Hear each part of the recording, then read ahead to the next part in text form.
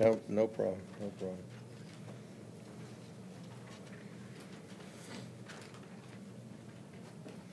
Okay, I hadn't seen the stats until just now, and I'm just kind of skimming them real quick. I guess we all know the stat that means the most, and that is the victory, and we're so excited. We beat a very good team, very well coached, a team that came in with good reason to believe they could take care of business today, and we found a way to win. It's a tribute to our players, coaches, managers, trainers, our fan base, our students, our band, everybody, our administration. It's great. You know, it takes a lot of work to get to a point to even get in a game like this, and then to win it was spectacular. At least that's how it feels. I don't know if it was a spectacular win, but certainly it feels that way right now. And anyway, I'll just let you all ask what you want to ask. Coach, if I told you that you would throw 3 interceptions against a well-coached team like this, right? Say it might look bleak, but your defense certainly held you out a bunch of times. Well, you know, I think really, I thought both sides of the ball played pretty good. To be honest with you, it was a night of turnovers, and you know, when you take shots, sometimes that happens.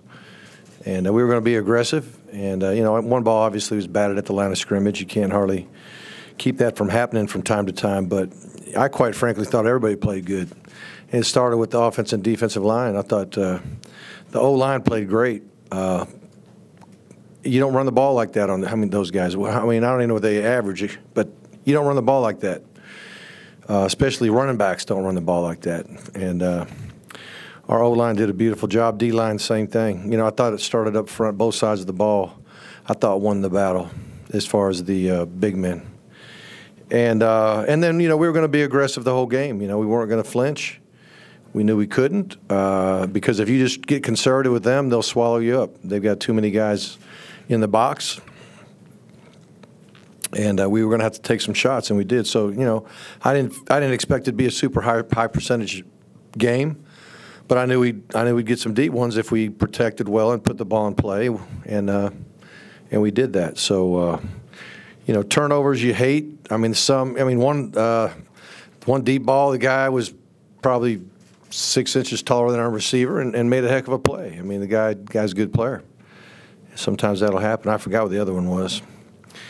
But I'm not worried about turnovers right now as far as offensively. I like them I like getting them on defense for sure. But I thought everybody played well, to be honest with you. Mark, you mentioned the play up front. Did you sense any kind of different intensity with the team either? There was a lot more intensity, and you know it shouldn't be that way. Shouldn't be that way. But we got challenged by what we saw on film. Those guys are really good, and we knew if we didn't play physical up front, it was going to be over. If you can't run at all, if you can't hold the ball long enough to make some of these throws, it's over. And so we knew it was going to start with that offensive line, and they did a beautiful job for sure. Best game of the year, in my opinion, against super quality opponent. And then, again, D-line, linebacker. I mean, everybody on the defense played great. They really did. I mean, they got a few things spit out here and there, but that's going to happen with a good offensive football team. And the majority of their runs, I think the majority of their bigger runs was quarterback runs. Their back got free a few times. Let me see what he got. Got 52 yards, which, you know, three and a half yards a carry. That's a pretty decent day defensively there. But I don't know. You don't expect to – you don't dominate a team like that. You fight your tail off, and you hope you make enough plays to win on both sides of the ball, and that's what we did.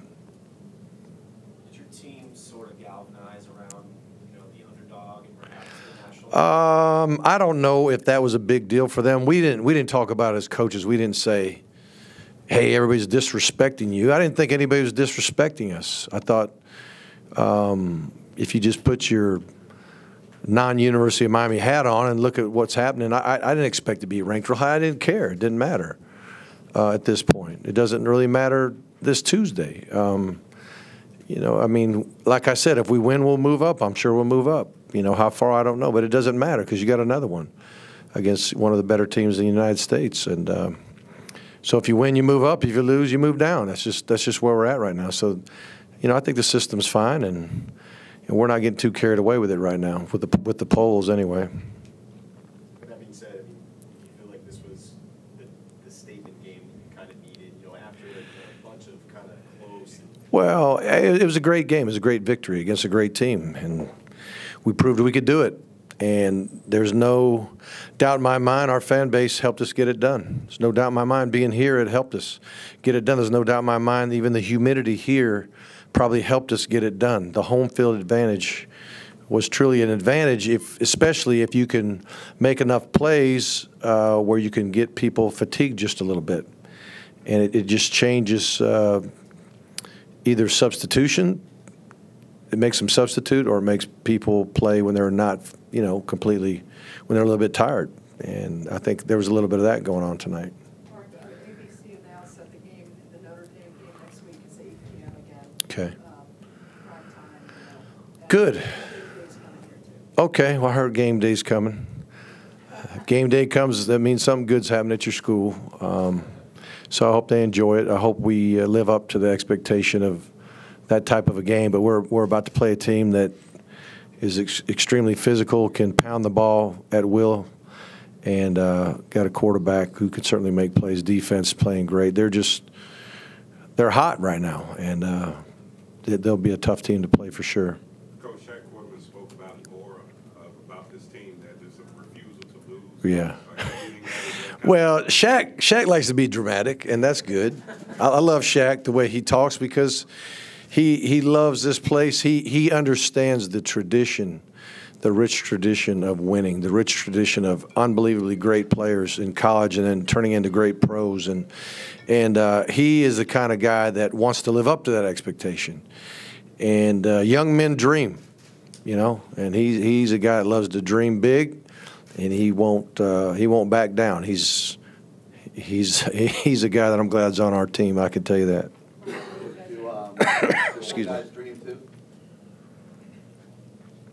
Well, are you saying I'm an old guy?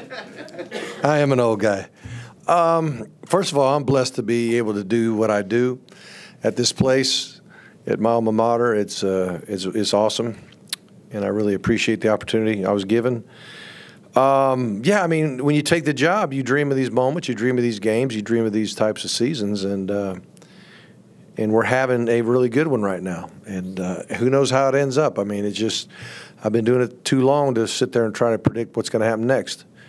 All I know is we're going to go back to work, and we're going to battle our tails off and get ready to, you know, hopefully excite a packed house. You know, we need a packed house.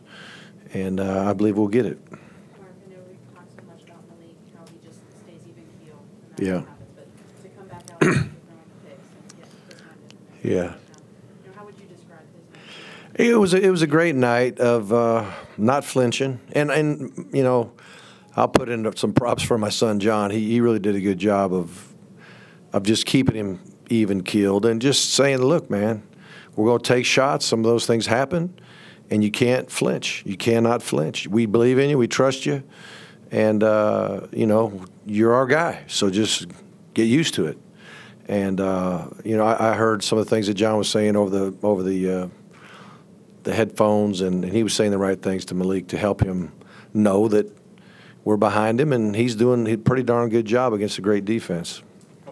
Talk about the variety of plays you used on offense, like Yeah. Barrios throwing the ball.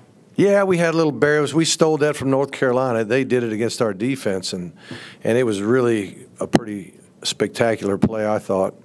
We tried to throw back to the quarterback on the goal line. That stunk. Tried to throw a fade down there, and that ball wasn't very good. That was just kind of a bummer. And then, of course, we don't get in there. But, oh, gosh, there was just, you know, the little we put Barrios in motion and ran a little bit of a speed sweep to him that we hadn't done before. Just a little bit different, not a lot, but you know, enough things that we felt like we thought we could get the edge on some of our sweep type plays, and And sometimes you go outside, you start going outside, and then you end up cutting up somewhere along the way. We got a little mileage out of that. But the thing that we probably got the most mileage of was